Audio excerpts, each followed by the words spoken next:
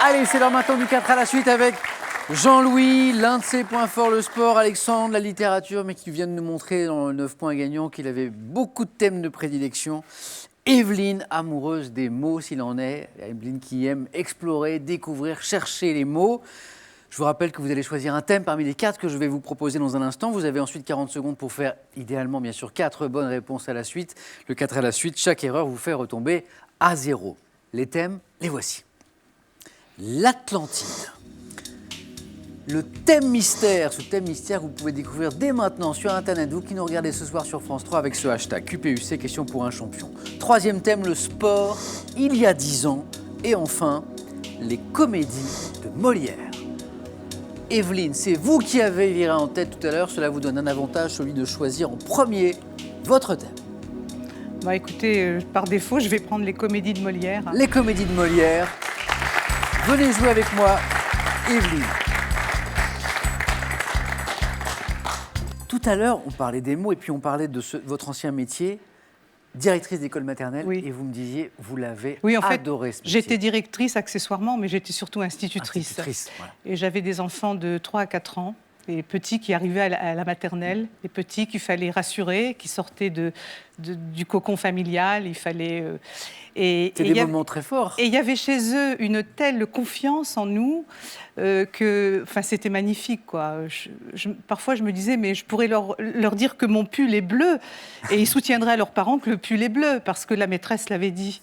Et j'ai eu beaucoup de plaisir, vraiment, à faire ce métier. Evelyne, on va jouer ensemble. Oui. Les comédies de Molière. Vous êtes prête ? Je suis prête. Allez. Top. 1673. Dans quelle comédie met-il en scène l'hypocondriaque Argan qui veut marier sa fille Angélique avec le médecin ? Le malade imaginaire. Oui.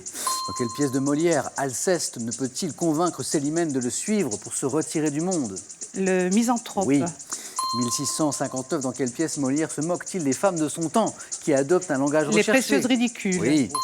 1668. Dans quelle pièce sous-titrée Le mari confondu, un homme est-il malmené par son épouse et ses beaux-parents ?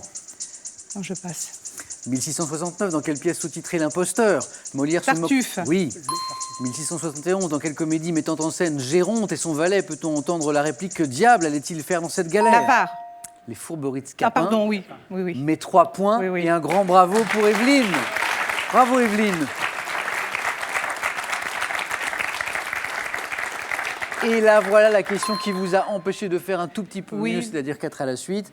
La pièce sous-titrée Le mari confondu, un homme malmené par son épouse et ses beaux-parents, Georges Dandin. Ah oui. Georges Dandin. Je connaissais moins. Bravo. Et finalement, vous n'êtes pas si emmêlé que ça, hein, sur Molière. Alexandre, c'est à nous. Il nous reste donc l'Atlantide, le thème mystère et le sport il y a 10 ans. Je vais choisir l'Atlantide. L'Atlantide, venez jouer avec moi. Alexandre. Passionné de musique. Oui. De musique classique notamment. Classique, oui. Ouais. Et métal. Métal. Et métal, oui. Donc, et certains groupes en particulier. Metallica, System of a Down, Godsmack. Alexandre, 28 ans, notre Benjamin ce soir. Questionnaire sur l'Atlantide. Attention. Top. À quel dieu grec de la mer les Atlantes ont-ils... Poséidon. Oui. Quel philosophe grec de l'Antiquité, disciple de Socrate, a popularisé Platon. Oui.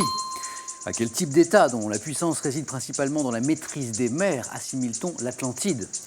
Les Phéniciens. Non. Selon Platon, quel métal fabuleux, présent en grande quantité dans le sous-sol... L'oricalque. Oui. Dans quel roman de Jules Verne les principaux protagonistes aperçoivent-ils l'Atlantide à bord du Nautilus, commandé par le capitaine Nemo ? 20 milieux sous les mers. Oui. Quel géant de la mythologie grecque, cette île fabuleuse, doit-elle son nom ? L'Atlantide... Atlante. C'est non.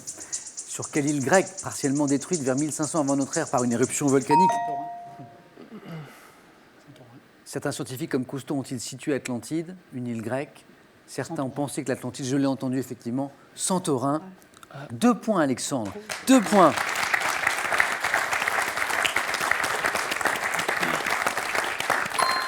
Vous étiez très bien parti. La question qui vous a empêché de marquer le 3e point, pas facile. Quel type d'État dont la puissance réside principalement dans la maîtrise des mers assimile-t-on l'Atlantide ? La thalassocratie. Thalassocratie. Ça se construit. Oui, pas évident tout de même. Et vous n'étiez pas loin de celle-ci non plus, Alexandre. À quel géant de la mythologie grecque cette-île fabuleuse, l'Atlantide, doit-elle son nom Atlas. Atlas. 2 points. Jean-Louis, c'est à nous. Il ne reste plus que 2 thèmes. Alors, bien sûr, il y a le sport il y a 10 ans. Je rappelle que le sport, ça vous plaît plutôt bien. Et puis, si vous êtes joueur ou curieux, il y a aussi le thème mystère, toujours, bien sûr. Bon, je suis joueur, mais mes amis sportifs ne comprendraient pas pourquoi je ne prends pas le sport il y a 10 ans, bien qu'il y ait un risque de se planter, si je puis dire. Allez, Jean-Louis. Le sport il y a 10 ans. Ensemble, tout à l'heure, Jean-Louis, on a parlé de marathon de nouveau. Oui. Hein, vous aviez une autre passion aussi qui était l'ornithologie. Oui, Les oiseaux. Bien, Oui. j'élève ce que l'on appelle des perruches, mais ce sont des perruches des euphémes, c'est-à-dire que leurs noms, ce sont des splendides, des turquoisines, des bourques et des élégantes, dont les couleurs sont très différentes. Vous les élevez, donc vous appariez des couples et puis Ah ben vous avez oui, des on essaie petits. de mettre un mâle et une femelle pour Ouais. obtenir un certain type de couleur. Il y a un peu de génétique, mais bon, je suis très modeste là-dedans. C'est intéressant. Bon, Allez, revenons à votre autre passion, Jean-Louis, le sport. Mais attention, le sport il y a 10 ans. oui. Êtes-vous prêt? Oui. Top. Avec l'Open d'Australie, quel autre tournoi du Grand Chelem Amélie Mauresmo a-t-elle remporté? Je passe. Le 18 mars 2006, quelle équipe de rugby remporte le tournoi des 6 nations à égalité de points avec l'Irlande? La France. Oui. En août, quelle ville suédoise a accueilli les championnats d'Europe d'athlétisme? Stockholm. Non. Quelle province irlandaise a remporté l'édition 2006 de la Coupe d'Europe de rugby en battant le Leicester. Non. Non. 9 juillet 2006. Quelle équipe nationale remporte la Coupe du Monde de football? Le Brésil. Non. 10 septembre, quelle joueuse russe remporte l'US Open de tennis? Je passe. 22 octobre 2006. Ah. Un point. Je savais que Un j'allais point, me planter Jean-Louis. sur le sport. Pour 2006, Ah là, c'est pas évident. Jean-Louis, la joueuse russe, c'était Maria Sharapova. Ah, Maria Sharapova. bien sûr. L'équipe nationale qui a remporté la Coupe du Monde de foot en 2006, c'était l'Italie. Ouais. L'Italie, Ben le, oui, le contre la club France, que l'on oui. cherchait de cette province irlandaise en rugby Le qui avait Leicester. battu le Biarritz Olympique, c'était Munster. Munster. Le Munster. Munster, bien Bravo, sûr. merci. La ville suédoise, Poil, moi. Göteborg. Göteborg. Göteborg. Et puis, et ça, je pense que vous l'aviez, et vous n'avez pas voulu passer trop de temps sur celle-ci. L'autre tournoi du Grand Chelem que Amélie Mauresmo avait gagné, c'était Wimbledon. Bah oui. Wimbledon. C'est mal Jean-Louis, barré. pas trop déçu. C'est bien. Bah, une victoire quand Bah, même. je suis tombé sur des gens qui connaissaient bien leur affaire, donc je leur souhaite bonne chance. Une victoire, Jean-Louis. Merci d'avoir avec nous. Je vous souhaite, entre autres choses, encore plein de marathons avec votre épouse. Oui, merci. Allez, après ce cadeau à Jean-Louis, c'est la dernière chance maintenant de jouer avec nous pour remporter les 500 € qui sont mis en jeu ce soir.